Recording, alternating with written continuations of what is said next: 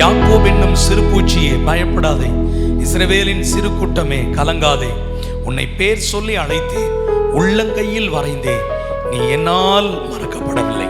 ஆமென். இதுவரைக்கும் கர்த்தர் நம்மளை என்ன செய்யலைங்க? மறந்து விடவில்லை. அவர் நம்மை நினைவு கூர்ந்து கொண்டே இருக்கிறார். அல்லேலூயா. ஆமென். அவருடைய நாமத்தை நாம் மகிமைப்படுத்தி உயர்த்துவோம். அல்லேலூயா. ஆமென்.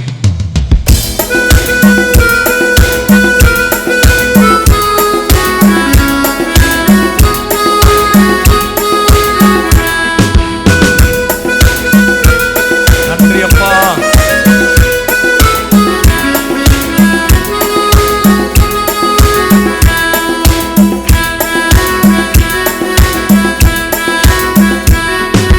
யாக்கோபென்னும் சிறு பூச்சியே பயப்படாதே, இஸ்ரவேலின் சிறு கூட்டமே கலங்காதே. யாக்கோபென்னும் சிறு பூச்சியே பயப்படாதே, இஸ்ரவேலின் சிறு கூட்டமே கலங்காதே. உன்னை பேர் சொல்லி அழைத்தே, உள்ள கையில் வரைந்து, நீ என்னால் மறக்கப்படுவதில்லை. சொல்லி அழைத்து, உள்ள கையில் வரைந்து, நீ என்னால் மறக்கப்படுவதில்லை. யாக்கோபே நீ பேர் ஒன்றுவாய், யாக்கோபே நீ பூத்து குலுங்குவாய், யாக்கோபே நீ காய்த்து கனி தருவாய், நீ பூமியெல்லாம் நிரப்பிடுவாய், நீ பூமியெல்லாம் நிரப்பிடுவாய். நீ பழப்புறம் சாயாமல் இடப்புறம் சாயா கால்களை ஸ்திரப்படுத்தி, உன்மேல் என் கண்ணை வைத்து ஆலோசனை தருவேன். யாக்கோபே நீ வேரூன்றுவாய், யாக்கோபே நீ பூத்து குலுங்குவாய், யாக்கோபே நீ காய்த்து கனி தருவாய், இந்த பூமியெல்லாம் நிரப்புவாய், நீ பூமியெல்லாம் நிரப்பு. யாக்கோபென்னும் சிறு பூச்சியே பயப்படாதே, இஸ்ரவேலின் சிறு கூட்டமே கலங்காதே. யாக்கோபென்னும் ஆமென் இஸ்ரவேலின் உன்னை பேர் சொல்லி அழைத்தே, உள்ள கையில் வரைந்து, நீ என்னால் மறக்கப்படுவதில்லை. உன்னை பேர் சொல்லி அழைத்து, உள்ள கையில் வரைந்து, நீ என்னால் மறக்கப்படுவதில்லை. பக்கத்தில் 1000 விழுந்தாலும் உன்னை சேதப்படுத்தாது, சத்துரு அடைந்திடும் பலனை கண்கள் காணாமல் போகாது.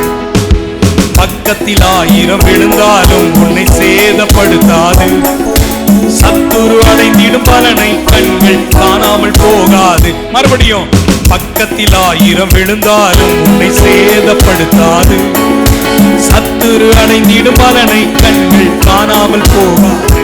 யாக்கோபே நீ வேரூன்றுவாய், யாக்கோபே நீ பூத்து குலுங்குவாய், யாக்கோபே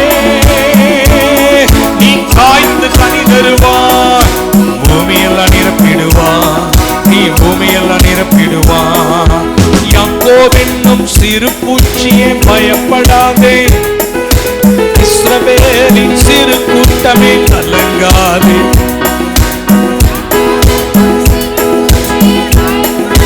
பயப்படாதே, கலங்காதே, பேர் சொல்லி அழைத்தே, உள்ள கையில் வரைந்து, நீ என்னால் சந்தோஷமாய் சொல்லுங்க, என்னை பேர் சொல்லி அழைத்தார், உள்ள கையில் வரைந்தார், அவரால் மறக்கப்படுவதில்லை. யாக்கோபே நீ வேரூன்றுவாய், யாக்கோபே நீ பூத்து குலுங்குவாய், யாக்கோபே நீ காய்த்து கனி தருவாய், நீ பூமியெல்லாம் நிரப்பிடுவாய், நீ பூமியெல்லாம் நிரப்பிடுவாய். விரோதமாக ஆயுதங்கள் வாய்க்காது போகும், எதிராய் செய்த மந்திரமெல்லாம் செயலற்றே போகும். விரோதமாக ஆயுதங்கள் வாய்க்காதே போகும். எதிராய் செய்த மந்திரமெல்லாம் செயலற்றே போகும். பாருங்க, விரோதமாக ஆயுதங்கள் வாய்க்காதே போகும். எதிராய் செய்த மந்திரமெல்லாம் செயலற்றே போகும். யாக்கோபே நீ வேறொன்றுவாய், யாக்கோபே நீ பூத்து குலுங்குவாய். யாக்கோபே நீ காய்ந்து கனி தருவாய். பூமியெல்லாம் நிரப்பிடுவாய், நீ பூமியெல்லாம் நிரப்பிடுவாய்.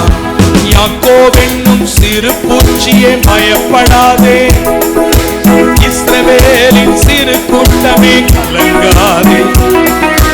யாக்கோபென்னும் சிறு பூச்சியே பயப்படாதே, இஸ்ரவேலின் சிறு கூட்டமே கலங்காதே. உன்னை பேர் சொல்லி அழைத்தே, உள்ள கையில் வரைந்து நீ என்னால் மறக்கப்படுவதில்லை. உன்னை உள்ள கையில் வரைந்து நீ என்னால். கர்த்தருடைய வார்த்தை சொல்லுது, பக்கத்தில் 1000 பேரும் இல்லையா, உன் வலதுபுறத்தில் 10000 பேர்கள் விழுந்தால் உன்னை அணுகாது. கண்களால் மாத்திரம் துன்மார்க்கருக்கு வரும் பலனை என்ன செய்வாய், காண்பாய் என்று சொல்லப்பட்டிருக்கிறது. அதுதான் அந்த வாக்குத்தத்தம். நிச்சயமா நமக்கு விரோதமா எத்தனை சத்துருக்கள் எழும்பினாலும் கர்த்தர் நமக்காக யுத்தம் பண்ணக்கூடியவராய் இருக்கிறார். ஆமென் சொல்லுங்க பார்க்கலாம். அல்லேலூயா. அவன் எத்தனை சத்துருக்கள் எழும்பினாலும் சத்துரு வெட்கப்பட்டு போவான். நம்முடைய தேவன் நமக்கு ஜெயத்தை கட்டளையிடுகிற தேவனாய் இருக்கிறார். போராட்டங்கள் மத்தியில தான் ஆதி திருச்சபை வளர்ந்ததே தவிர எந்த உபத்திரவமும் இல்லாம ஆதி திருச்சபை வளரவே இல்லை. உபத்திரவங்களும் போராட்டங்களும் நம்மை நசுக்குவதற்காக அல்ல, நம்மை வளர்ச்சியின் பாதையிலே கொண்டு செல்வதற்காகத்தான். அதனால் நம்முடைய வாழ்க்கையில் வருகிற போராட்டங்களை நினைச்சு சோர்ந்தே போக வேண்டாம். அடுத்த வளர்ச்சியின் பாதையில, அடுத்த எல்லைக்குள்ள, அடுத்த ஆசீர்வாதமான அந்த எல்லையின் பாதையில கர்த்தர் நம்மை நடத்தி கொண்டு போகிறார் என்பதை நாம் ஒருபோதும் மறந்து போக வேண்டாம். ஆமென் சொல்லுவோமா? ஒவ்வொரு நாளும் நீ எங்க மேல நினைவா இருக்கிறதுனால தான்ப்பா நாங்க பாதுகாக்கப்படுகிறோம், நாங்க வழி நடத்தப்படுகிறோம். ஆண்டவரே, ஆகாரை நினைவு கூர்ந்தீர், கண்கள் கண்ணீர் மாறினது. அன்னாலை நினைவு கூர்ந்தீர், அவருடைய கண்களில் இருந்து வடிந்த கண்ணீர் மாறினது. இயேசப்பா ஸ்தோத்திரம். எங்களை நினைவு கூறுங்கப்பா, எங்களை நினைவு கூறுங்க. எங்கள் சூழ்நிலையை அறிந்தவர், எங்களுடைய பிரச்சனைகளை அறிந்தவர், எங்களுடைய எல்லா விதமான ஆண்டவரை நெருக்கத்தையும் அறிந்த ஒரே தேவன் நீர் ஒருவர் மட்டும்தான் ஆண்டவரே. இதுவரைக்கும் எங்களை நடத்தி வந்தீர், இனியும் நீ நடத்த போதுமானவராய் இருக்கிறீர். சேர்ந்து இணைந்த அப்பாவை நோக்கி பார்த்து அவரை உயர்த்துவோம். ஹல்லேலூயா.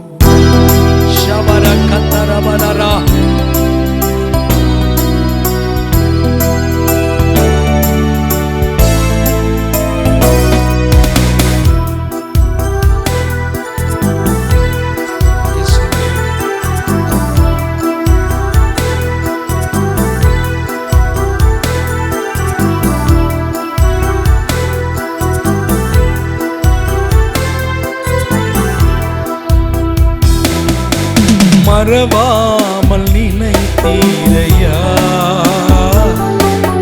மனதார நன்றி சொல்வேன். மனதாமல் நினைத்தீரையா, மனதார நன்றி சொல்வேன். இரவும் பகலும் என்னை நினைத்து இதுவரை நடத்தினீரே. இரவும் பகலும் என்னை நினைத்து இதுவரை நடத்தினீரே. நன்றி நன்றி ஐயா, கோடி கோடி நன்றி ஐயா. சொல்லுவோம் எல்லாருமே, நன்றி நன்றி ஐயா,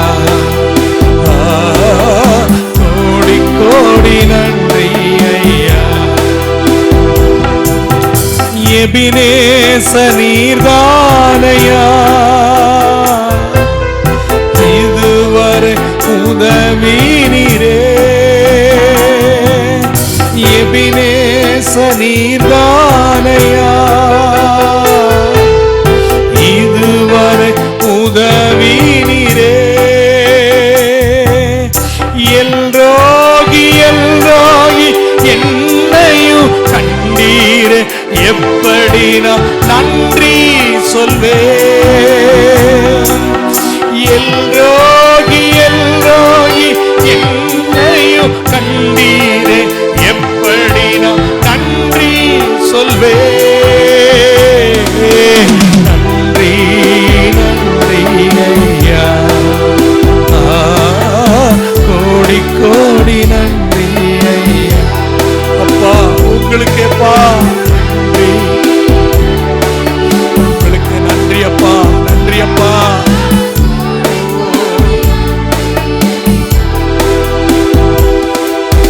மறவாமல் நினைத்தீரையா, மனதார நன்றி சொல்வே. மறவாமல் நினைத்தீரையா, மறவார நன்றி சொல்வே. இரவும் பகலும் என்னை நினைத்து இதுவரை நடத்தினீரே. இரவும் பகலும் என்னை நினைத்து இதுவரை நடத்தினீரே. நன்றி. எல்லாம் சொல்லுங்க, எல்லாரும் இணைந்து கோடி கோடி நன்றி. உள்ளம் உருகி சொல்லுங்க நன்றி. உங்களுக்கு அப்பா, உங்களுக்கு அப்பா.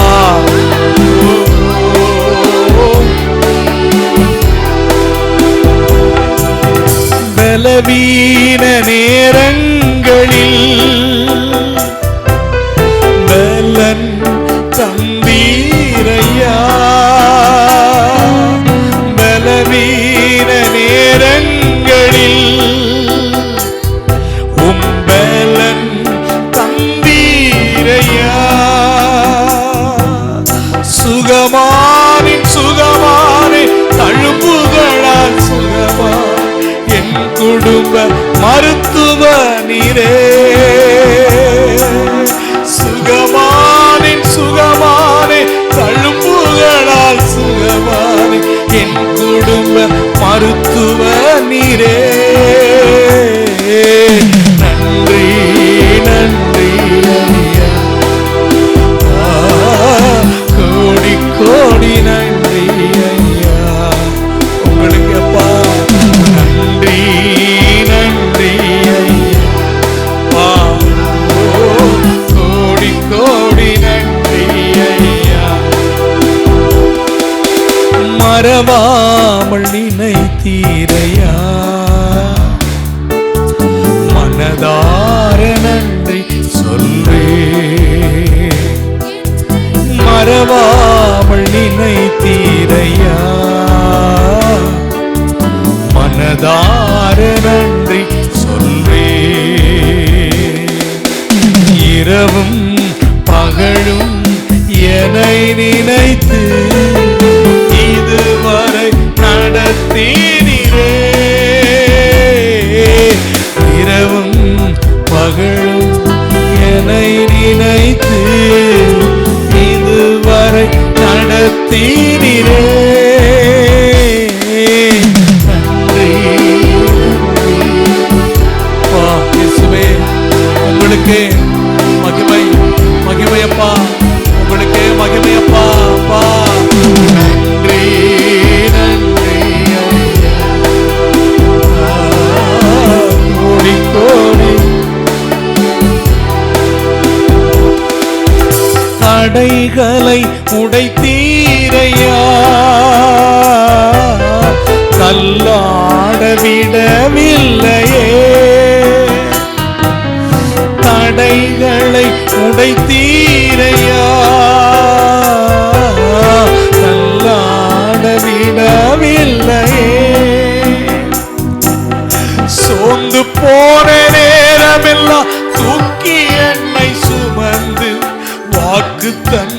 தேற்றினீரே. நான் சோர்ந்து போன நேரமெல்லாம் தூக்கி என்னை சுமந்து வாக்கு தந்து தேற்றினீரே.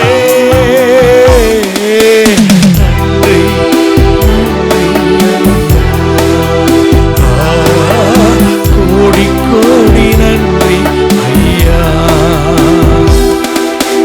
நன்றி நன்றி ஐயா, கோடி கோடி நன்றி ஐயா. மறவாமல் நினைத்தீரையா, மனதார நன்றி சொல்வே. மறவாமல் நினைத்தீரையா,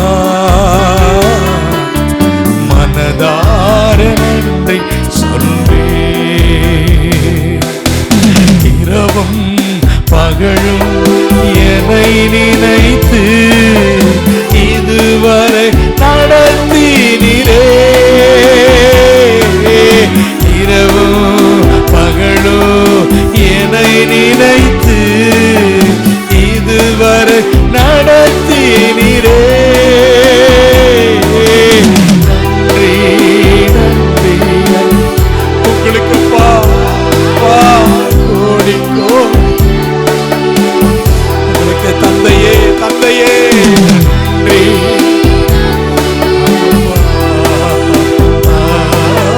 கோடி கோடி நன்றி ஐயா, நன்றி நன்றி ஐயா, கோடி கோடி நன்றி ஐயா. இணைந்து மறுபடியும் ஒரே ஒரு முறை நன்றி.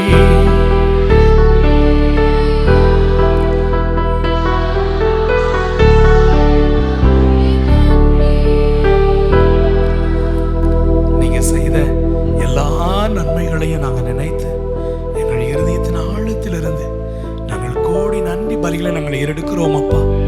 அப்பிரயோஜனமான மனிதர்கள் பிரயோஜனமான பாத்திரங்களாய் எங்களை வணைந்து மீண்டும் உம் சித்தம் எங்கள் வாழ்வில் நிறைவேற வேண்டுமா நாங்கள் ஜெபிக்கின்றோம். மதுமக்களை தொட்டு பிளஸ் பண்ணுவீராக. அவருடைய துக்கங்கள் மறையட்டும், வேதனைகள் மறையட்டும், அவருடைய சுகம் உண்டாகட்டும், அவருடைய எல்லா விதமான நிந்தைகள் நீங்கட்டும், பற்றாக்குறைகள் விலகட்டும், எல்லா வறுமைகள் மாறட்டும், வேலையில்லாத பிரச்சனைகள் நீங்கட்டும். ஆண்டவரே, வேலைகளை உண்டு பண்ணி கொடுங்கப்பா, வருமானத்தை உண்டு பண்ணி கொடுங்கப்பா. ஆண்டவரே, நீதிமான் அப்பத்துக்கு இறந்து திரிந்ததில்லப்பா. நீதிமான் சந்ததியை நீ எப்பொழுதும் வயிறார புசிக்க வைக்கிற தேவன் ஐயா. என் பிள்ளைகள் யாரும் குறைவோடு இருக்கக்கூடாது. உங்க பிள்ளைங்க யாரும் வருத்தத்தில் கஷ்டத்தில் இருக்கக்கூடாதப்பா. எதையெல்லாம் இழந்தார்களோ, எதையெல்லாம் பெற்றுக்கொள்ள முடியாமல் போனதோ, தாவீது சொன்னது போல ஒன்று விடாமல் எல்லாவற்றையும் தாவீது திருப்பிக் கொண்டது போல கர்த்தருடைய நாமத்தினாலே என் பிள்ளைகளுக்கு ஒன்று விடாமல் எல்லாவற்றையும் திருப்பிக் கொள்ள உதவி செய்யும். இழந்ததை திருப்பிக் கொள்வார்களாக, இழந்த ஆசீர்வாதத்தை திருப்பிக் கொள்வார்களாக, இழந்த ஆவிக்குரிய வாழ்வை திருப்பிக் கொள்வார்களாக, இழந்த நன்மைகளை திருப்பிக் கொள்வார்களாக, இழந்து போன சுகத்தை திருப்பிக் கொள்வார்களாக, இழந்து போன எல்லா விதமான நன்மைகளை திருப்பிக் கொள்வார்களாக, இழந்து போன வேலையை திருப்பிக் கொள்வார்களாக, இழந்து போன கல்வியை மீண்டும் திருப்பிக் கொள்வார்களாக.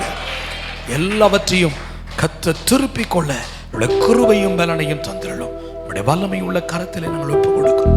எல்லா மகிமையும் கனமும் துதியும் உமக்கே நாங்கள் செலுத்துகிறோம். எங்கள் இரட்சகர் இயேசு கிறிஸ்துவின் நாமத்தில் கேட்கிறோம் எங்கள் பரிசுத்தமுள்ள நல்ல பிதாவே. ஆமென், ஆமென், ஆமென். நாம் நேரடியாக தேவனுடைய வார்த்தைக்கு நேராக நாம் கடந்து செல்வோம். ஆதியாகமம் 37ஆம் அதிகாரத்தை நாம் நேராக நாம் திருப்பிக் கொள்ளலாம். ஆதியாகமம் 37ஆம் அதிகாரம். நம்முடைய தேவனுக்கு ஒரு அழகான பெயர் உண்டு. அவர் நம்மை நினைவு கூறுகிற தெய்வம். ஆமென். நினைவு கூர்ந்து நம்மை நடத்துகிற தேவன்.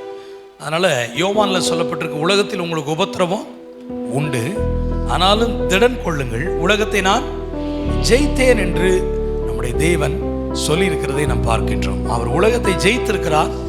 ஆகவே அவருடைய பிள்ளைகளாக இருக்கக்கூடிய நாமும் என்ன செய்ய முடியும்? உலகத்தை கட்டாயம் ஜெயிக்க முடியும். எல்லா பிரச்சனைகளையும் கட்டாயம் நாம் மேற்கொள்ள முடியும். ஏனென்றால் அவருடைய ரத்தம் என் சரீரத்தில் ஓடிக்கொண்டிருக்கிறது. அவருடைய ஜீன் எனக்குள் இருக்கிறது. கட்டாயம் நான் ஜெயிப்பேன்.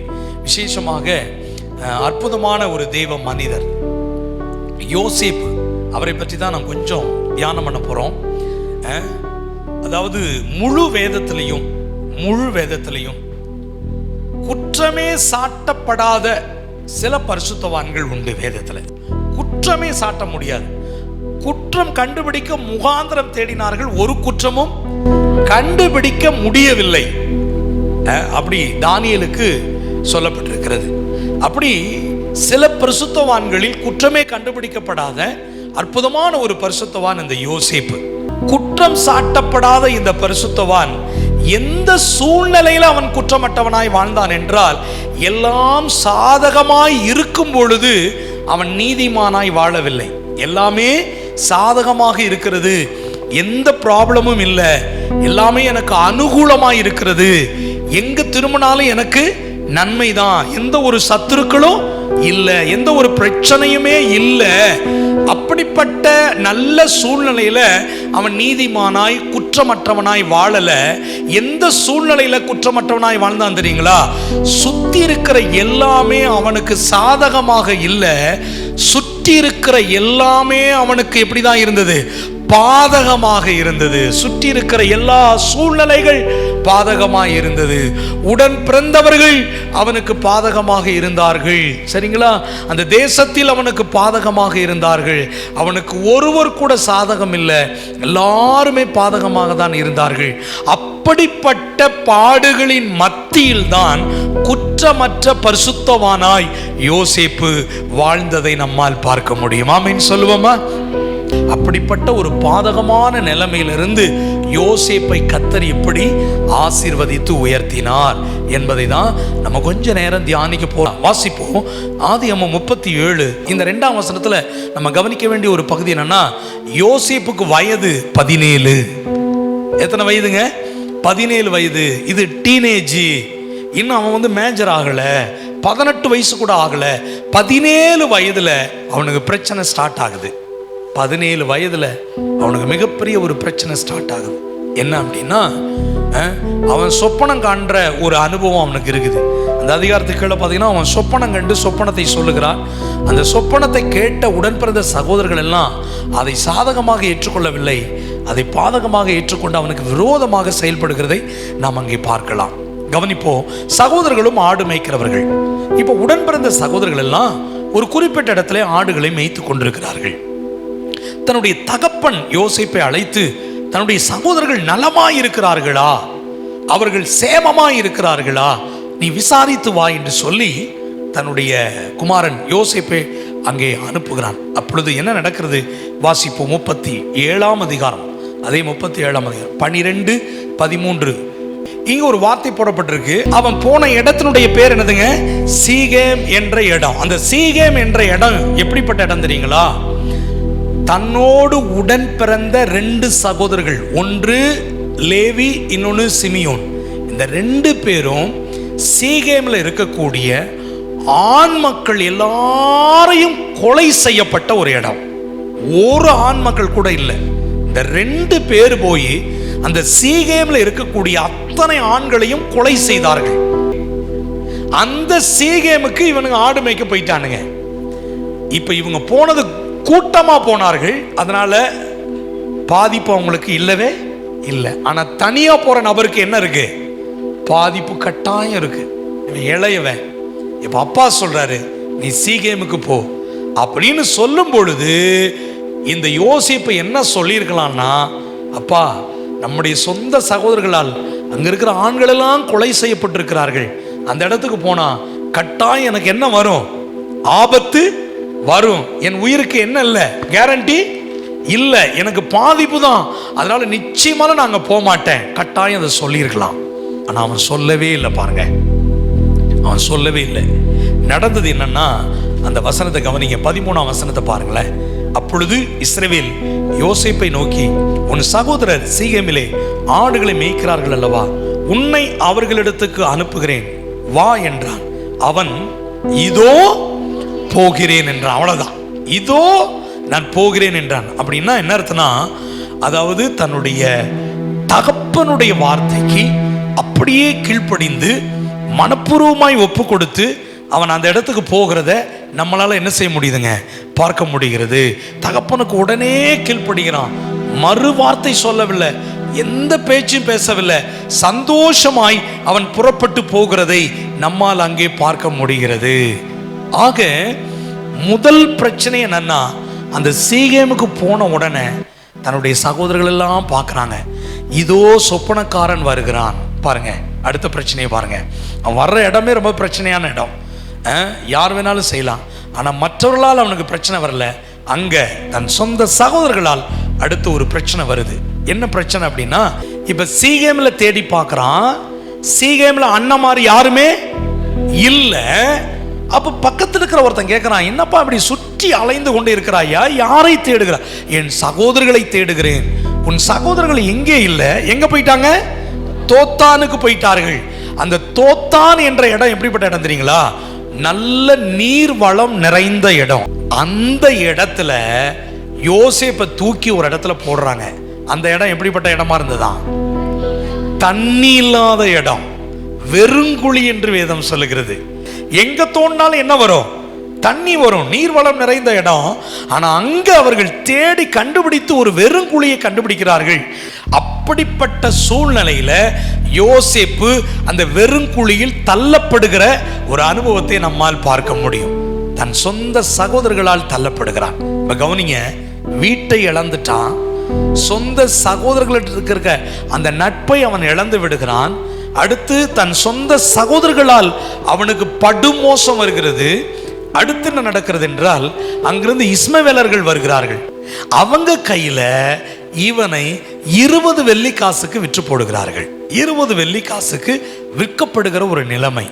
அப்ப தன் தகப்பனால் அங்க வீட்டை இழந்து வெளியே வருகிறான், சொந்த சகோதரர்களால் நட்பை இழந்து விடுகிறான்.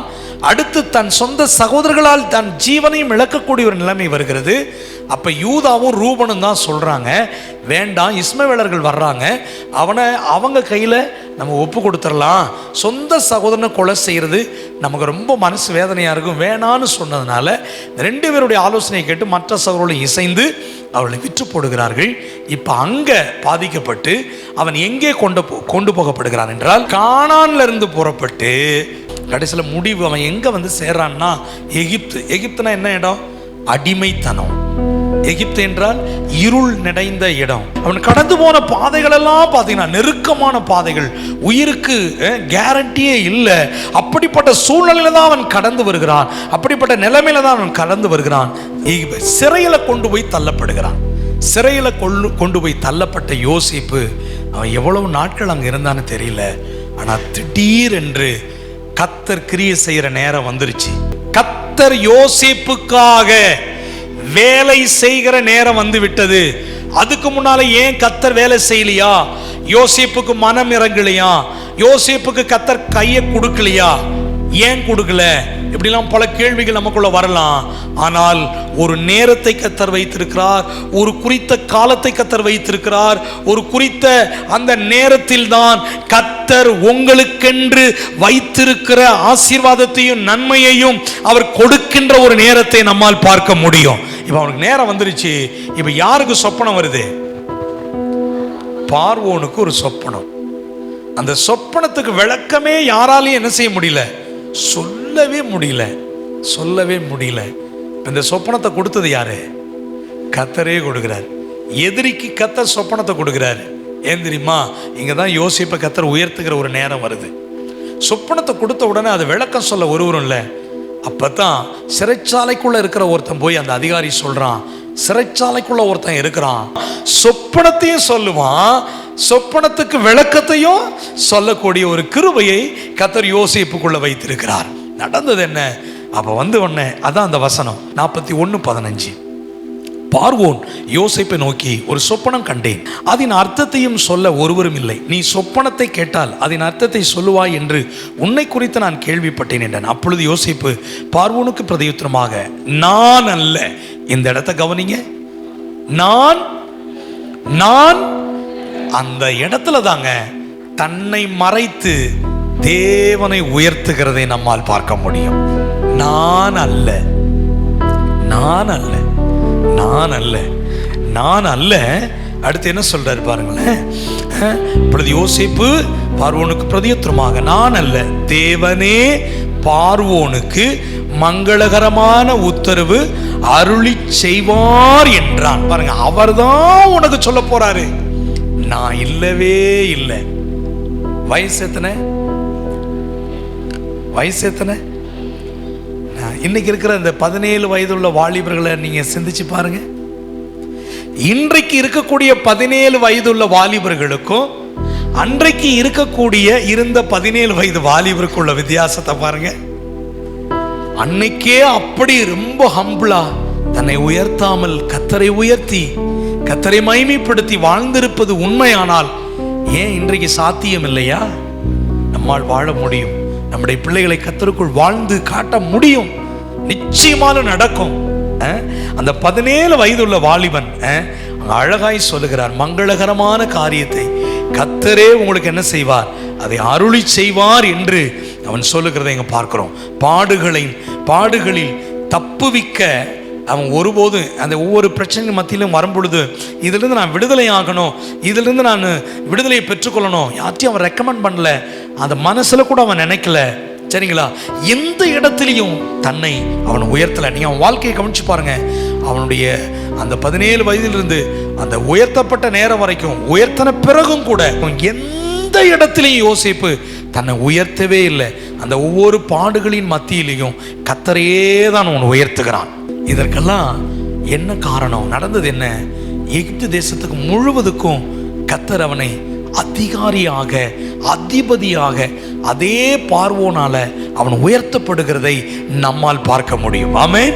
அதே எகிப்து தேசத்துல எவ்வளவுக்கு கீழே அவன் தள்ளப்பட்டானோ, எவ்வளவுக்கு உயரத்துல உட்கார வைக்க முடியுமோ அந்த அளவுக்கு கர்த்தரே அவனை உயர்த்தி உட்கார வைத்தார். இதுக்கெல்லாம் என்ன காரணம் அப்படின்னு பார்த்தீங்கன்னா, இவனுடைய பாடுகளில் கடந்து வரவும், பாடுகளை சகிக்கவும், பாடுகளை பொறுத்து கொள்ளவும், இந்த எல்லா பாடுகளையும் தாண்டி வரவும், இவைகள் மத்தியிலையும் அவன் கர்த்தருக்குள் உறுதியாயிருக்கவும், அவன் எந்த சூழ்நிலையிலும் யாரையும் குற்றப்படுத்தாமல், எந்த சூழ்நிலையிலும் தன்னை விடுதலையாக்குவதற்கு வாய்ப்பை தேடாமல், இவ்வளவு இந்த சின்ன வயசுல அவன் காணப்பட்டதுக்கு என்ன காரணம் அப்படின்னு பார்த்தீங்கன்னா, வாசிங்க ஆதியாகமம் 39ஆம் அதிகாரம் 2ஆம் வசனத்தை வாசிங்க. கர்த்தர் யோசேப்போடு இருந்தார். என்ன காரணம்? பாடுகளை சகிக்கவும், பாடுகளை பொறுக்கவும், பாடுகளின் வழியிலே அவன் கடந்து வரவும், இவ்வளவு பொறுமையும் இவ்வளவு அதை சகித்து போக அந்த கிருபையும் இருந்ததுக்கு என்ன காரணம்னா, கர்த்தர் யோசேப்போடு இருந்தார் என்று ஆவியானவரை அவனை கொடுத்து சாட்சி கொடுக்கிறார். அடுத்த வார்த்தையை பாருங்க, 2ஆம் வசனத்தை படிங்க பார்க்கலாம். எஜமான் சொல்றாரு, கர்த்தர் யோசேப்போடு இருக்கிறார் என்று எஜமானன். யார் அந்த எஜமானன்? 1ஆம் வசனத்தை பாருங்க. யோசேப்பு எகிப்துக்கு கொண்டு போகப்பட்டான். பார்வோனுடைய பிரதானியும் தலையாரிகளுக்கு அதிபதியும் ஆகிய போத்திப்பார் என்னும் எகிப்து தேசத்தான். அப்ப அவனுடைய எஜமானன் யாரு? போத்திப்பார். அவன் சொல்றான், கர்த்தர் யோசேப்போடு. எப்படி பாருங்க, இன்னும் சொன்னா, நம்ம பாணியில சொன்னா, எதிரி சொல்ல வேண்டும், என்னோடு கர்த்தர் இருக்கிறார். சொல்லுங்க, நம்மை சுற்றி இருக்கிற எதிரிகள் சொல்ல வேண்டும், சத்துருக்கள் சொல்ல வேண்டும், கர்த்தர் உங்களோடு கூட இருக்கிறார். ஆமென். நீங்க யுத்தம் பண்ண வேண்டாம், நீங்க போராட வேண்டாம், உங்களோட கர்த்தர் இருக்கிறார் என்று அவன் தெரிந்து கொண்டாலே போதும், உங்க பக்கத்திலேயே அவன் வர முடியாது. சந்தோஷமா சொல்லுங்க, ஆமென் சொல்லுங்க. அப்ப எஜமானன் சொல்றாரு, யோசேப்போடு கர்த்தர் இருக்கிறார் என்று. அடுத்த 5ஆம் வசனத்தை பாருங்க. கர்த்தர் யோசேப்பின் நிமித்தம் அந்த எகிப்தின் வீட்டை என்ன செய்தார்? ஆசீர்வதித்தார். வீட்டிலும் வெளியிலும் அவனுக்கு உண்டானவைகள் எல்லாவற்றிலும் கர்த்தருடைய ஆசீர்வாதம் இருந்தது. இப்ப கர்த்தர் யோசேப்போடு இருக்கிறார் என்று ஆவியானவர் சொன்னார். அவனுடைய அதிகாரி எஜமானன் சொன்னா, அடுத்து அற்புதமான ஒரு வார்த்தை பாருங்க, இவன் நிமித்தமாக எதிரியனுடைய வீட்டை கர்த்தர் ஆசீர்வதிக்கிறார். நம்ம கூட கர்த்தர் இருந்துட்டாருன்னா, நம்ம கூட கர்த்தர் இருக்கிறாருங்கிறத நம்ம உணர்ந்துட்டோம்னா, நீங்க எதிரி வீட்டுக்கு போனாலும் ஆசீர்வாதம் தான், நீ யாரோட பேசினாலும் ஆசீர்வாதம் தான். ஏன்னா ஆசீர்வாதமான பாத்திரமாக கர்த்தர் நம்மை மாற்றி வைத்திருக்கிறார். அப்ப இன்னைக்கு ஒரு தீர்மானம் எடுங்க. இங்க இருக்கிற நம்ம எல்லாரோடையும் நம்முடைய கர்த்தர் உங்க கூடயே இருக்கிறார், உங்க கூடயே இருக்கிறார். கர்த்தர் உங்களோடு கூட இருக்கிறார், கர்த்தர் உங்களோடு கூட இருக்கிறார். நான் அடிக்கடி சொல்லுவேன், என்னோட நீங்க இருக்கிறீங்கப்பா, என்னோட இருக்கிறீங்க, என் கூட இருக்கிறீங்க, என்னை நடத்துறீங்க, என்னை ஊழியத்துல நடத்துறீங்க, என்னை போஷிக்க வைக்கிறீங்க. அப்படி விசுவாச அறிக்கையை நம்ம சொல்லிக்கிட்டே இருக்கணும். என் கூடயே நீங்க இருக்கிறீங்கப்பா அப்படி சொல்லிக்கிட்டே இருக்கணும். அப்ப யோசேப்பு பாடுகளின் வழியில கடந்து வந்ததற்கும், பாடுகளை சகித்ததற்கும், பாடுகளை பொறுத்து கொண்டதற்கும், தன்னுடைய சொந்த சகோதரர்களை அவனுக்கு விரோதமாக எழும்பின போது ஒரு வார்த்தையும் சொல்லாமல் இருந்ததற்கும், இஸ்மவேலருடைய கையில 20 வெள்ளிக்காசுக்கு விற்கப்படும் பொழுதும் அவன் பொறுமையோடு அந்த பாடுகளை சகித்து எகிப்தில் அடிமைத்தனத்தில் கொண்டு வந்து விட்ட பொழுதும் கூட அவன் ஒவ்வொரு சூழ்நிலையிலும் எங்கேயாவது யாருக்கு விரோதமாவது அவன் பேசினான், எதிர்த்தான், அல்லது யாருக்கு விரோதமாக செயல்பட்டான் என்று பார்ப்போமானால் எந்த இடத்துலையும் அவன் யாருக்கு விரோதமா பேசல, யாருக்கு விரோதமா செயல்படல. அதனாலதான் பரிசுத்தவான்களில் குற்றம் சாட்டப்படாத பரிசுத்தவான்களில் யோசேப்பும் ஒருவராய் காணப்படுகிறார்.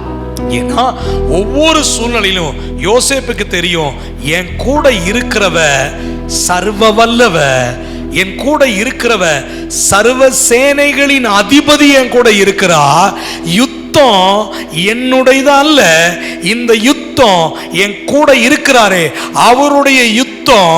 எல்லா சூழ்நிலைகளிலும் நான் அவரோடு கூட இருக்கிறேன், அவர் என்னோடு கூட இருக்கிறார். நிச்சயம் ஒரு நாள் என் கண்கள் காணும், என் எதிரியின் கண்கள் என்னை காண்பார்கள், கர்த்தர் என்னை ஆசீர்வதித்து உயர்த்த போகிறதை பார்ப்பார்கள் என்ற அந்த நம்பிக்கையும் விசுவாசமும் அவனுக்குள்ள இருந்தபடினால யாரையும் அவன் எதிர்க்கவில்லை, யாருக்கு விரோதமாக அவன் செயல்படல. இந்த பாடுகளெல்லாம் சகித்து கொண்டான், இந்த பாடுகளெல்லாம் ஏற்றுக்கொண்டான். இந்த பாடுகளின் வழியில கடந்து வர்றதுக்கு சகிப்பு தன்மை அவனுக்கு உண்டானது. பொறுமையா இருக்கிறான். நிறைய நம்ம தியானம் பண்ணலாம். அதே எகிப்துல அதிபதியாக உயர்த்தப்படுறான். அவன் அங்க உயர்த்தப்பட்டிருக்கும் பொழுது தன்னுடைய சொந்த சகோதரர்களாம் வந்து நிற்கும் பொழுது, கவனிங்க, சொந்த சகோதரர்களாம் வந்து நிற்கும் பொழுது இவர்கள் யார் என்று இவன் புரிந்து கொள்ளுகிறான். இவர் ராஜ உடை அணிந்து ராஜ மேன்மையோடு அவன் நிற்கிறான். இவன் யாருன்னு சகோதரர்களுக்கு தெரியல. ஆனா அவங்கெல்லாம் உணவின்றி பசியில வந்து நிற்கிறாங்க. பார்த்துறான். பார்த்துட்டு 2-3 முறை அந்த சம்பவம் நடக்குது. அப்போ ஒரு முறை யோசேப்பு தன்னை அவர்களிடத்தில் வெளிப்படுத்துறதுக்காக எகிப்தில் இருக்கிற எல்லாரையும் போக சொல்லிட்டு அவங்கள பக்கத்தில் கூப்பிட்டு இவன் தன்னை வெளிப்படுத்த போறான். சத்தம் போட்டு அழுது அண்ணனையும் தம்பியும் பார்த்து சொன்னா, உன் கூட பிறந்த சகோதரன் நான் தான் யோசேப்பு என்று சொன்னான். இவன் சொன்ன உடனே அத்தனை பேரும் ஒரு வார்த்தை கூட பேச முடியவில்லை, பதில் சொல்ல முடியல. அப்பதான் அந்த யோசேப்பு ஒரு வார்த்தையை சொல்லுவாரு, ஜீவரட்சணிய செய்யும்படியாகவே கர்த்தர் என்னை எகிப்துக்கு கொண்டு வந்தார், நீங்க அனுப்பல. யார் கொண்டு வந்தா? கர்த்தரே கொண்டு வந்தான். நீங்க கவனிக்க வேண்டிய ஒரு வார்த்தை, கர்த்தரே கொண்டு வந்தார். நம்ம என்ன செஞ்சிருப்போம் இந்த சிச்சுவேஷன்ல? எவ்வளவு பழி வாங்கின, என்னை எவ்வளவு நோகடிச்ச, எனக்கு விரோதமா எவ்வளவு நீ பண்ணன, நீ யாரெங்கேன்னு வந்து பிடிக்க சொல்லி பல சித்திரவதையை செய்திருக்கலாம். ஆனா அவன் சொல்றான், நீங்கள் என்னை அனுப்பவில்லை, கர்த்தரே என்னை கொண்டு வந்தார். ஆமென்.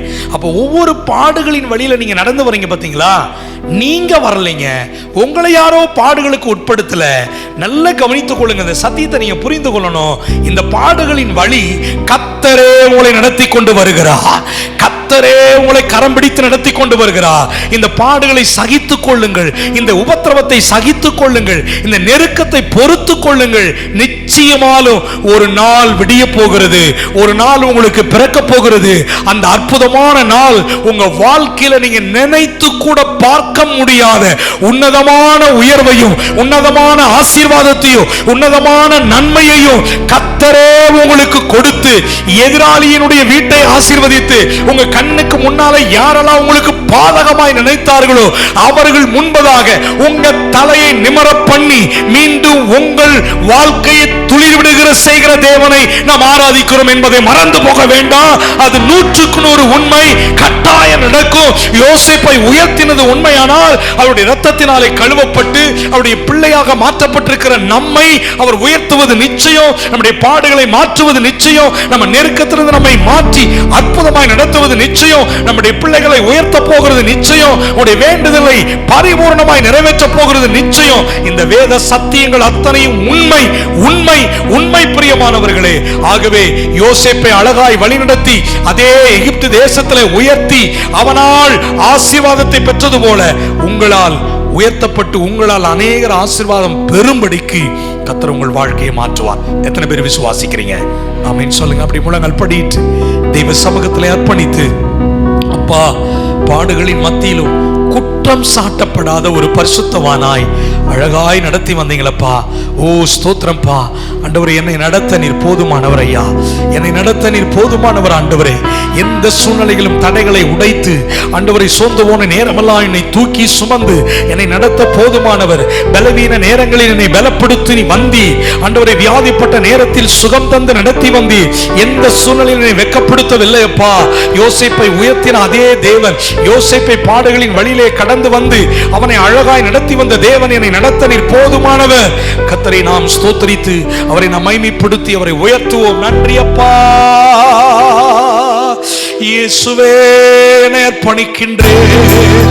ஓ ஹல்லேலூயா. நன்றி இயேசுவே. ஓ ஷபர கத்தரர மதுனியந்தர.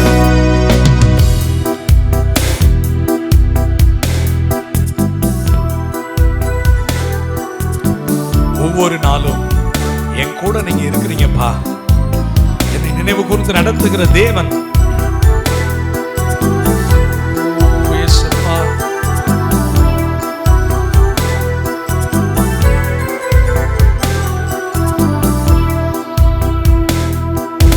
மறவாமல் நினைத்தீரையா,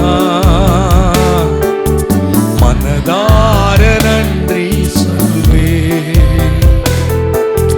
மறவாமல் நினைத்தீரையா, மனதார நன்றி சொல்வே. இரவும் பகலும் என்னை நினைத்து இதுவரை நடத்தினீரே. இரவும் பகலும் என்னை நினைத்து இதுவரை நடத்தினீரே. நன்றி நன்றி கோடி கோடி நன்றி ஐயா. நன்றி நன்றி ஐயா. கோடி கோடி நன்றி ஐயா. தடைகளை உடைத்தீரையா, தள்ளா விடவில்லையே. தடைகளை உடைத்தீரையா, தள்ளாட விடவில்லையே. சோர்ந்து போன நேரமெல்லாம் தூக்கி என்னை சுமந்து வாக்கு தந்து தேற்றினீரே. உங்க வார்த்தையை கொடுத்து என்னை தைரியப்படுத்தினீரே. சோர்ந்து போனேன் அப்பா. ஆமாப்பா. ஓ வார்த்தை கொண்டு தேற்றினீரே.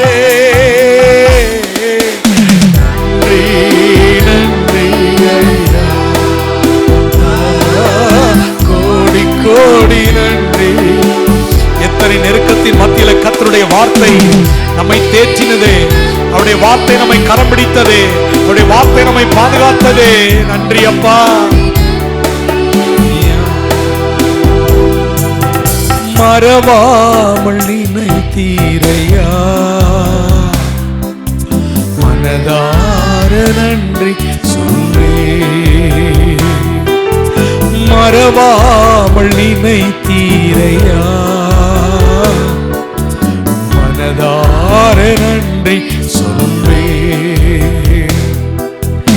எபினேச நீர்தானையா, இதுவரை உதவி நீரே. எபினேச நீர்தானையா, இதுவரை உதவி நீரே. எல்ரோகி எல்ரோகி என்னையும் கண்டீரே, எப்படி நான் நன்றி சொல்வே.